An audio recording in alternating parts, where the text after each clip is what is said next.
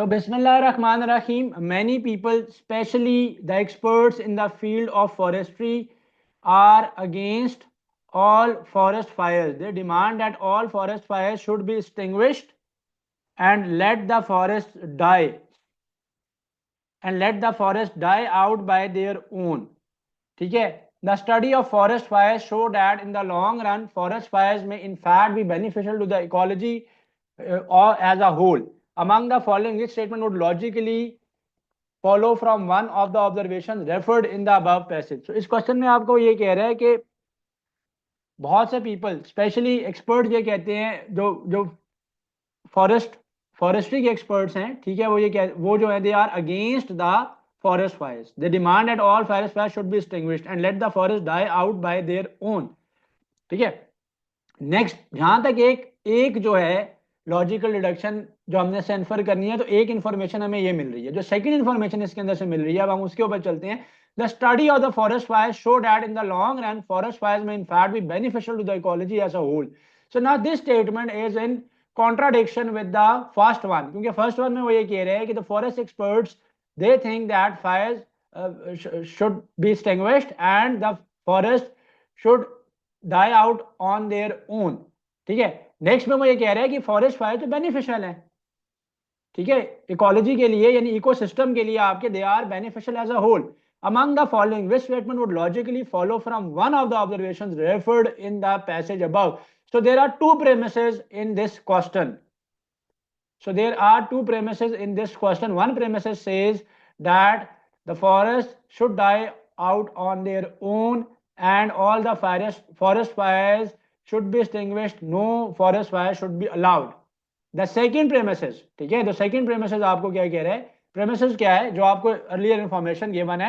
That is कि the forest fires show that in the longer run forest fires are beneficial to the ecosystem. अब now the question, what the question say, the question starts from here. तो जो paper में आप लोग confuse हो जाते हो ना, so question is starting from this point. Among the following, which among the following would logically follow from one of the observations referred to in the passage above?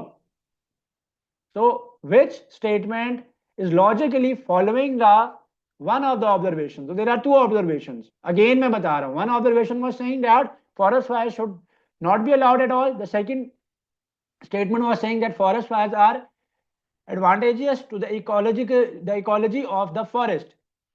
So we have to find out a statement which is promoting the logical follow up from one of the observations. So किसी एक observation से वो जो है वो match करेगा. So option A says the reason of almost all forest fires is natural. No, we don't have any such kind of information in the given paragraph. ठीक है, उसने सिर्फ कहा कि फॉरेस्ट फायर्स को एक्सटिंग्विश करना चाहिए. समटाइम्स फॉरेस्ट फायर्स किसी की गलती की वजह से भी लगती हैं. कोई लोग वहां पे जाते हैं, आग लगाते हैं, आग छोड़ आते हैं, उससे आग फैल जाती है. समटाइम्स खुद आग लगाई जाती है ताकि जो ड्राई ट्रीज हैं वो वहां से वाइप आउट हो जाएं, बारिशें हो, उसके बाद न्यू हो. तो there are numerous reason. So we weren't given any reason कि सिर्फ फॉरेस्ट फायर जो है ना वो नेचुरल फिनोमेना से किसी से ही लगती है. Human beings try to extinguish the fire for gaining heat. No, ऐसी तो कोई बात नहीं है. हाँ, ये कहा गया था कि फॉरेस्ट फायर को एक्सटिंग्विश किया जाना चाहिए, they should not be allowed. Studies indicate that forest fire regularly occurred in the times prior to human occupation of the forest areas. इससे रेलिवेंट भी कोई इंफॉर्मेशन हमारे पास नहीं है in the given paragraph. So the rule is that you will be following the statement which are in the follow up of the premises given above. जो information आपको given above है उससे relate करना चाहिए. The animal and plant life destroyed by forest fires seldom represent endangered species. तो वो कह रहे हैं कि जो एनिमल और प्लांट लाइफ होती है वो फॉरेस्ट फायर से डिस्ट्रॉय हो जाती है और वो इंडेंजर्ड स्पीसीज को रिप्रेजेंट करती है. सो इंडेंजर्ड स्पीसीज का भी ऊपर कोई हमारे पास नहीं है. ठीक है. अब occasionally the small fire prevents a large scale fire by accumulation of flammable materials. So हमने वो बताना है कि जो ऊपर गिवन इंफॉर्मेशन को सपोर्ट कर रहा हो और एज इट इज सपोर्ट कर रहा हो. अब ऑप्शन ई के अंदर वो क्या कह रहा है कि ओकेजनली यानी कभी कभार जो स्मॉल फायर्स होती हैं वो लार्ज स्केल फायर को प्रिवेंट करती हैं ठीक है, by the accumulation of, by the collection of flammable materials. ये बात उसको सपोर्ट कर रही है। किस बात को सपोर्ट कर रही है? It is supporting the second premises, जिसमें वो ये कह रहा था कि फॉरेस्ट फायर्स इकोसिस्टम के लिए बेनिफिशियल है समटाइम्स। तो यहाँ पे उसका एक बेनिफिट नजर आ रहा है कि अगर आप स्मॉल फायर्स लगाते हो, ठीक है, तो स्मॉल फायर्स प्रिवेंट करती हैं किसको? लार्ज स्केल फायर्स को प्रिवेंट करती हैं by the accumulation of flammable materials. ठीक है, बाय द एक्यूमुलेशन यानी कलेक्शन ऑफ फ्लेमेबल मटेरियल्स है। देखें, स्मॉल फायर लगेगी तो वो जगह पे क्या होगा, सारी ग्रीनरी खत्म हो जाएगी, वो जगह वहां से ड्राई हो जाएगी, बैरन हो जाएगी। जब उसके इर्द गिर्द जो है वो आपके पास फायर आएगी तो वो उस जगह से आगे एक्सपैंड नहीं कर सकेगी, क्योंकि वहां पे कोई ग्रीनरी नहीं थी या कोई ऐसा ड्राई एरिया नहीं था, यानी ड्राई वुड या ड्राई ग्रास नहीं था जिसको आगे फायर कैच करता। वहां पे तो जो फायर थी वो खुद खत्म हो चुकी थी पहले, जब छोटी फायर लगाई इस तरह से सर्कल्स में कि वो ज्यादा ना फैल सके। तो वो आपको क्या करेगा कि फ्लेमेबल मटेरियल्स को पहले ही जो है वो उनको वो जला चुका है, वो उसके स्प्रेड को रोकेगा। तो ये जो एडवांटेज है ना कि स्मॉल फायर प्रिवेंट करती हैं लार्ज स्केल फायर्स को, ये बात सेकंड लॉजिकल प्रेमिसेस को सपोर्ट कर रहा था कि fire sometimes are beneficial for the ecological system. And option E में इट वाज सेइंग दैट कि अगर आप स्मॉल फायर्स जो हैं वो लार्ज स्केल फायर को प्रिवेंट करते हैं। सो दिस क्वेश्चन, ठीक है, in 1970 Shaheen in earned rupees 10 million in hotel businesses. By 1990 revenue doubled and in 2000 it reached the sum of rupees 40 million. Each of the following if true may explain the trend in hotel business except. So again in this question we have two information or true premises as well. One information is कि 1970 में the Shaheen Inn Resort earned rupees 10 million. By 1990 their revenue was doubled. ठीक है, double का मतलब क्या है, 10 million से वो 20 मिलियन हो गया। And in the 2000 again it doubled, यही वजह है कि वो 20 का डबल होकर 40 मिलियन हुआ है। Each of the following if true may explain the trend in hotel business except. वो कह रहा है कि हर कोई जो है वो इसमें से जो स्टेटमेंट ट्रू है वो इन गिवन स्टेटमेंट्स को सपोर्ट कर रही है, सवाए कोई एक स्टेटमेंट के which is not supporting it. ठीक है, again the question says that each of the following if true may explain the trend in hotel business. So there are five choices A till E, A till E. So there are five choices A till E. So there are four among them which are supporting the given statements. We need to find out the statement which is if true will not support the statement because word used हुआ है except का. So we need to find out the statement which is the all the four from these five statements, the four statements are supporting the given statement if they are true. So we need to find out a statement which will not be supporting it except, ठीक है, the number of hotel rooms has increased. So if the number of hotel rooms will increase, it will definitely increase the revenue because more hotel rooms mean more clients, more customers, and when there are more customers and more clients, more revenue will be generated. So average cost per room has increased. So we can think on it. ठीक है, average cost per room has increase. So जो cost है, ठीक है, पर room वो increase हो चुकी है, उससे भी रेवेन्यू बढ़ेगा। मतलब in the 1970s when they had the 10 million profit, हो सकता है कि जो एक उनका लेट से कोई for example 2 bed executive room they were offering at a rupees of for example 1000 in that time 1970 1000 rupees was a huge term, was a huge sum. ठीक है, now in the 2000 they are offering the same room for rupees 10,000 maybe. So if the cost of the services is, the cost of the room is increased, so they will be collecting a more revenue. So this is also in sort of supporting the given statement. The number of customers has increased from 1970 to 1990. Yes, this is also true. The number of customers will increase. Definitely they will be collecting more revenue, generating more revenue. Average stay per customer has increased. This is also true. The customers will be living for more number of days in the hotels. They will be paying more fee for their services. Okay, they will be paying more amount for the services they have utilized there. So in turn, it will generate more revenue. Now, the last statement says the average price of customer services has increased. So if the average price of the customer services will increase, so this will not increase the revenue, it will in turn decrease the revenue, because if the services you were providing the customers previously costed rupees 5,000. For example, if a customer was paying rupees 10,000 for all the amenities for a day staying in that hotel in the 2000s, and it costed the hotel management rupees 5,000 for the services they have provided them, including the electricity they used, the other services they used, the free breakfast services they have utilized in their hotel while staying there. So their profit was 5,000 rupees. But if this average customer cost will jump up to 7,000 rupees, so their profit margins will decrease. So this statement is not supporting the given statements. So this question was there in the phase 1 exam as well. So the Rawalpindi City Council started a publicity campaign for connecting people to use public transport rather than their own transport in the city. So the Rawalpindi City Council started a publicity campaign. Basically, they were trying to advert something, they were trying to advertise something for the masses. So publicity campaign is a type of advertisement, ठीक है, जिसको इस तरीके से target किया जाता है कि not to the specific customers but to the masses, but to the, all the citizens or all the people. For example, if a company is advertising their car, ठीक है, so it is targeting those customers which are inclined in buying towards those cars, ठीक है, due to feature या वो हो सकता है. सो वो एक एडवर्टाइजमेंट है, टारगेटेड मार्केटिंग होती है. पब्लिसिटी क्या होती है? ऐसी एडवर्टाइजमेंट होती है कि जिससे आप लोगों में कोई इंफॉर्मेशन स्प्रेड करना चाहते हैं, लोगों में कोई अवेयरनेस स्प्रेड करना चाहते हैं. So moving back to the question, the Rawalpindi City Council started a publicity campaign for connecting the people to use public transport rather than their own transport in the city. So the publicity campaign was all about this, that people should be using the public transport rather than their own transport in the city. 2 months later, there was a decrease in the private transport on the roads in the mid-city area. So how it resulted? It resulted in a way that the number of private vehicles or transport on the roads in the mid-city area, in the central city area, has decreased. The city council claimed that their publicity campaign was successful to convince the people to leave their cars at home and ride the city bus service to work.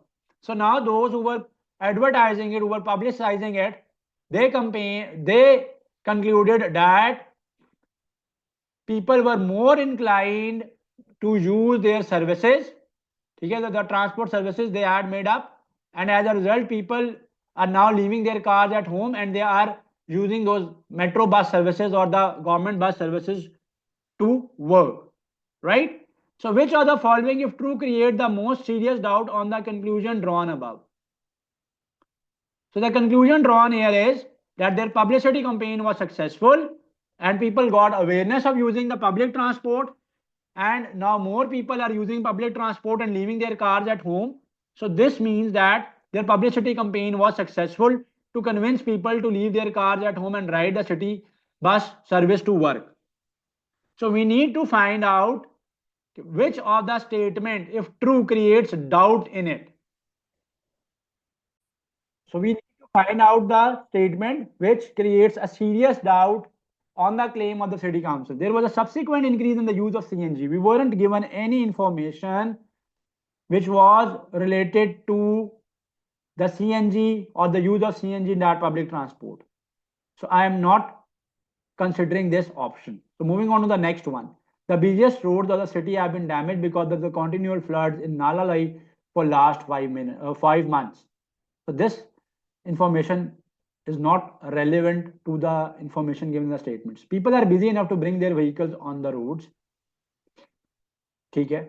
Yes, this is against the reason they have mentioned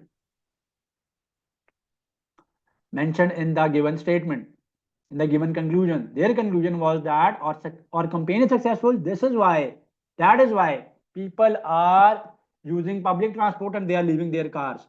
But this statement is opposing it. But now first let us read out the other option as well. हो सकता है कि कोई ज्यादा oppose कर रहा हो इसको, because question was कि तो सबसे ज्यादा serious doubt create कर रहा है on this conclusion drawn above. City council expended a lot of money to make the campaign successful. This is supporting the statement. This is not against the statement. Remember that we need to find out the option which is, if considered true, will create the most serious doubt on the conclusion drawn above.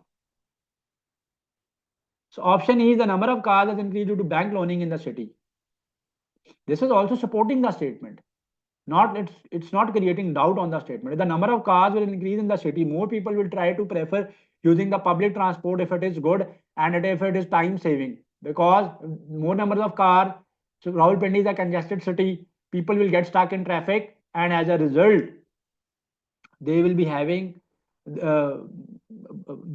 it will be costing them more, and it will be taking them more to travel from one place to another other place. So cost और time जो है वो increase हो जाएगा, तो इसलिए वो public transport use करेंगे. हमने वो बताना है कि जो पब्लिक ट्रांसपोर्ट के यूज को डाउटफुल करेगा, जो उनका कंफ्यूजन था. तो पीपल बिजी हैं, इस वजह से वो अपनी गाड़ियां सड़कों पे नहीं ला रहे हैं और उन्होंने पब्लिक ट्रांसपोर्ट यूज किया. जबकि वो ये क्लेम कर रहे थे कि हमारी अवेयरनेस कैंपेन की वजह से लोगों ने पब्लिक ट्रांसपोर्ट यूज करना स्टार्ट किया है और उसको ड्रॉप कर दिया है of idea taking their own car, taking their own conveyance to work. Another repeated question: dietitians claim that those who seek help to quit the habit of overeating are unable to stop overeating. So the first premises says that dietitians ये claim करते हैं कि वो लोग जो कि help सीख कर रहे होते हैं to quit the habit of overeating, वो overeating को stop नहीं कर पाते. So this is the first premises. जब आपने क्वेश्चन करना है तो आप प्रेमिसेस को आइडेंटिफाई कर लो. फिर आप लोग आगे ये कहते हो ना कि लॉजिकल दिया था हमने बेरिया का या किसी भी यूनिवर्सिटी का, जो एनालिटिकल के अंदर लॉजिकल रिडक्शन के क्वेश्चन आए थे, they were very confusing. Yes, they are confusing because the reason is sometimes the first premises is against the second premises. जैसा हमने अभी ऊपर फॉरेस्ट वाला क्वेश्चन किया, उसमें फर्स्ट प्रेमिसेस में वो ये कह रहा था कि फॉरेस्ट वाच को डिस्टिंग्विश करो. सेकंड प्रेमिसेस में वो ये कह रहा था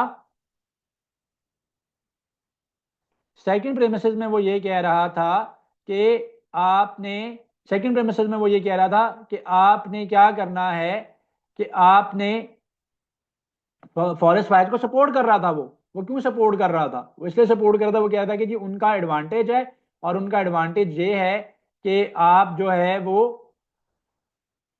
ज्यादा जो है वो इकोलॉजिकल सिस्टम को सपोर्ट करते हैं. और फिर हमने वही उसमें से ऑप्शन ढूंढा था. ठीक है. So dietitians claim that those people who seek help to quit the habit of overeating are unable to stop overeating. So this is the first premise in this question. Dietitians ये कहते हैं कि जो लोग ओवर ईटिंग के लिए help ले रहे होते हैं डायटिशियन वगैरह से, वो ओवर ईटिंग की हैबिट को खत्म नहीं कर पाते. Therefore, doctors have concluded that success in breaking such habit is rare. So doctors ये क्लेम करते हैं, ने ये कंक्लूजन दिया है कि success in breaking such habit, यानी success in stopping the habit of overeating is rare. Now, a large scale surveys show that thousands of people have quit the habit of overeating. So now this premises is against the previous premises. पहली बात ये थी कि dietitian ये claim करते हैं कि people who are unable to stop overeating are seek help to quit the habit of overeating are unable to stop overeating. Second में ये कह रहा था कि डॉक्टर ने ये कंक्लूजन दिया है कि ओवर ईटिंग की हैबिट को खत्म करना इज वेरी रेयर. अब जो थर्ड प्रेमाइसिस है यहाँ पे, a large scale survey shows that thousands of people have quit the habit of overeating. If both of the statements above are correct, an explanation that resolves the apparent contradiction is. तो अब दोनों statements contradictory हैं. इसमें वो ये कह रहा है, एक सर्वे किया गया है और उस सर्वे के अंदर ये पता चला है कि thousands of people have quit the habit of overeating. Thousands of people have quit the habit of overeating, right? So बहुत से लोग ऐसे हैं, thousands of लोग ऐसे हैं जो कि ओवर ईटिंग की हैबिट को क्विट कर चुके हैं. ऊपर तो ये कह रहा था कि quitting is not easy, it's very rare. So we need to find out if both the statements above are correct. An explanation that resolve the apparent contradiction. Contradiction क्या है? एक में कह रहा है कि नहीं खत्म कर पाते, दूसरे में कह रहा है कि सर्वे बता रहा है कि बहुत से लोगों ने हैबिट ऑफ ओवर ईटिंग को क्विट कर दिया है. तो उस कॉन्ट्राडिक्शन को रिजॉल्व कौन सी बात कर रही है, कौन सा ऑप्शन कर रहा है, वो ढूंढना. Dietitian do not work seriously to the people are not satisfied with the treatment. ऐसा तो कुछ नहीं है. The survey was conducted at only the post areas of the big city, so it is based on wrong sample. We don't have any information related to के samples कहाँ पे लिए गए हैं. So this is not also resolving the contradiction. Will power play a vital role in success to quit such habits? Yes, this might be one reason कि will power depend करता है। जो लोग डाइटिशियन के पास गए किसी और की हेल्प ले रहे थे, मे बी हो सकता है उनकी विल पावर ज्यादा स्ट्रांग नहीं थी। But let us first read out the other options. People need more food, एक ऑप्शन ये भी है कि people they need more food. Now let us read the option E. Those who succeeded in quitting the overeating did not go to the dietitians for treatment, so are not included in the dietitian's data. Yes, this is stopping the contradiction between, it is balancing the contradiction between both statements. क्योंकि इसमें वो ये कह रहा है कि जिन लोगों ने ओवर ईटिंग की हैबिट को क्विट किया है, वो सर्वे में जो लोग हैं जिन्होंने क्विट किया है वो डाइटिशियंस के डाटा में नहीं थे, क्योंकि we had two types of data. One data was from the dietitians. Dietitian ने कहा जी हमारे जो क्लाइंट्स थे जिन्होंने हमसे सीख की help, many of them were unsuccessful to stop the habit of overeating। ठीक है, और डॉक्टर ये कहते हैं कि ओवर ईटिंग को खत्म करना is a rare habit. Survey ये कह रहा था कि thousand of people have stop the habit of overeating. So the reason is the people who have quitted the habit of overeating weren't included in their data, so they hadn't consulted any dietitians for the process of quitting the habit of overeating. Next question, drama producers earn their profits primarily from advertising revenue, and potential advertisers are more likely to advertise on a TV with wide network, a large number of cable operators and other viewers.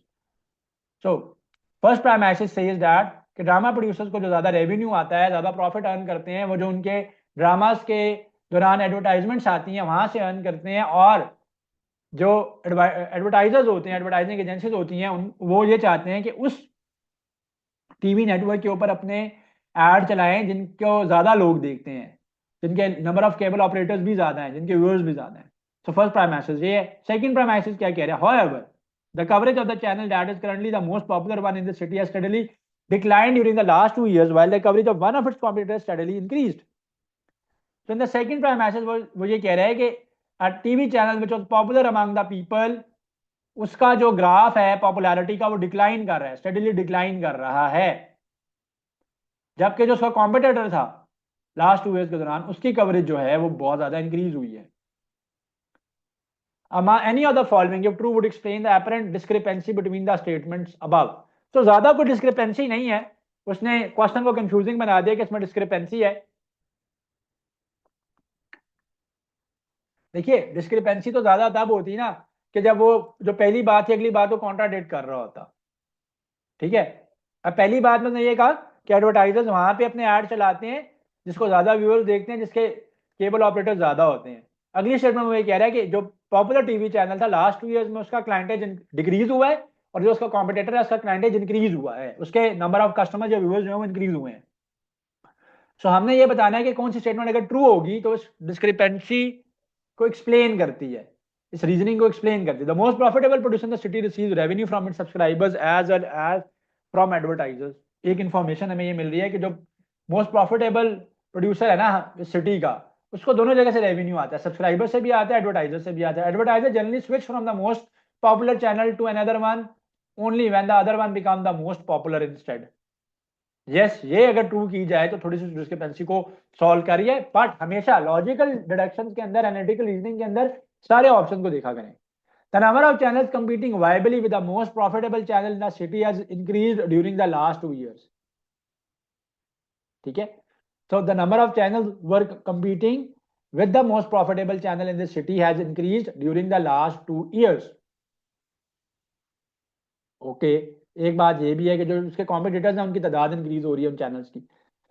Next में वो कह रहा है कि the network of the most profitable TV channel in the city still greater than any of its competitor. हाँ ये बात है, अगर इसको ट्रू किया जाए तो डिस्क्रिपेंसी को वो सॉल्व कर देती है कि वो जो प्रॉफिटेबल चैनल है या जो मोस्ट पॉपुलर चैनल है अभी भी लोग उसके पास क्यों जा रहे हैं, एडवर्टाइजर उसके पास क्यों जा रहे हैं एडवर्टाइजिंग के लिए, क्योंकि चाहे उसके नेट प्रॉफिट्स डिक्रीज हुए हैं during the last 2 years but still अपने कॉम्पिटिटर से ज्यादा है, क्योंकि वही कहते हैं ना कॉम्पिटिटर की पॉपुलैरिटी इंक्रीज हो रही है। Advertising rates charge by the most profitable TV channel city are significantly higher than those charge by its competitor. ठीक है, हमने ये नहीं बताना था, हमने ये बताना था कि इस डिस्क्रिपेंसी को कौन सी चीज सॉल्व कर रहा है। एक तरफ वो ये कह रहा है कि जो करंटली मोस्ट पॉपुलर सिटी है, वो popular channel in the city है ना, उसके कस्टमर्स डिक्रीज हुए हैं, डिक्लाइन हुए हैं, उसके कॉम्पिटिटर की इंक्रीज हुई है कवरेज। लेकिन अभी भी वो क्यों पॉपुलर है? बात तो ये है कि अगर उसके कस्टमर डिक्रीज हुए तो पॉपुलर क्यों है?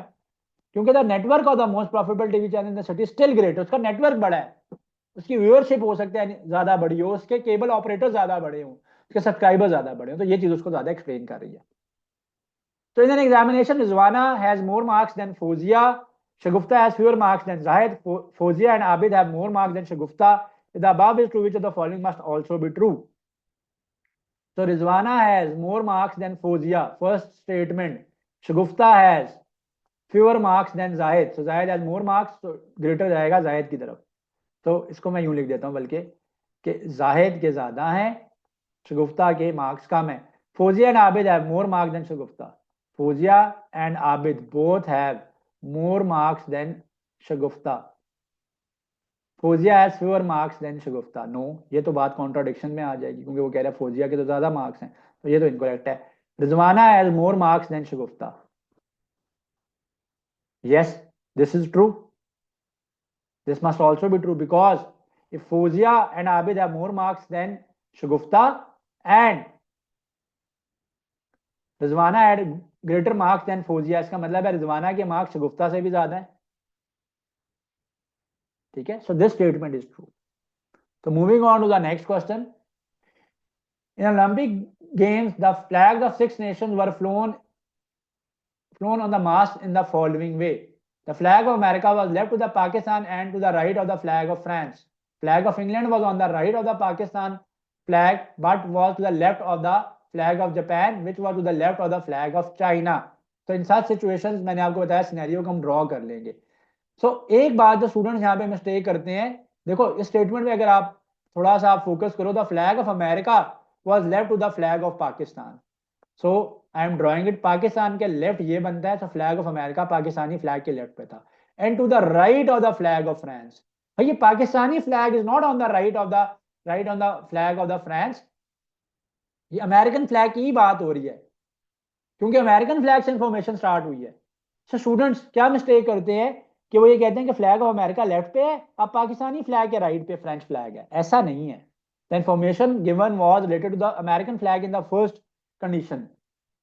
सो the American flag is on the left of Pakistani flag, तो पाकिस्तानी फ्लैग के वो लेफ्ट पे है, और right to the French flag है, तो फ्रेंच फ्लैग यहां पे होगा ताकि उसके राइट के ऊपर अमेरिकन फ्लैग होगा. Right. So flag of England was on the right of the Pakistani flag, so flag of England is here because right of Pakistani flag is this, but was to the left of the flag of Japan, तो Japanese flag यहाँ पे होगा, उसके left पे ये English flag है. Which was to the left of the flag of China, so Japanese flag is on the left of the Chinese flag, so Chinese flag is here, this is why on the left we have the Japanese flag. So the question asks, find the two flags which are in the center. So Pakistani and English flags are in the center. So जो मैंने draw किया है वहां पे क्या है कि Pakistan and England flag are in the centre of it, in the middle of it. Right. So in a cricket season Pakistan defeated Australia twice, West Indies defeated Pakistan twice, Australia defeated West Indies twice, Pakistan defeated New Zealand twice, West Indies defeated New Zealand twice. Which country has lost the greatest number of times? So we have information कि किस team ने कितने matches loose किए हैं, कितने matches lost किए हैं, कितनी गेम लॉस्ट किए हैं. सो हमने ये बताना है कि किस कंट्री ने सबसे ज्यादा मैचेस लूज किए हैं, तो हम इनके नंबर ऑफ डिफीट्स को कलेक्ट करना शुरू करेंगे.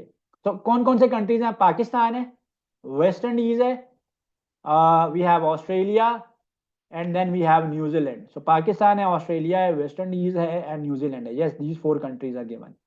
तो हम नंबर ऑफ डिफीट्स को जमा करते हैं. तो Pakistan defeated Australia twice, so Australia को 2 डिफीट्स मिली हैं.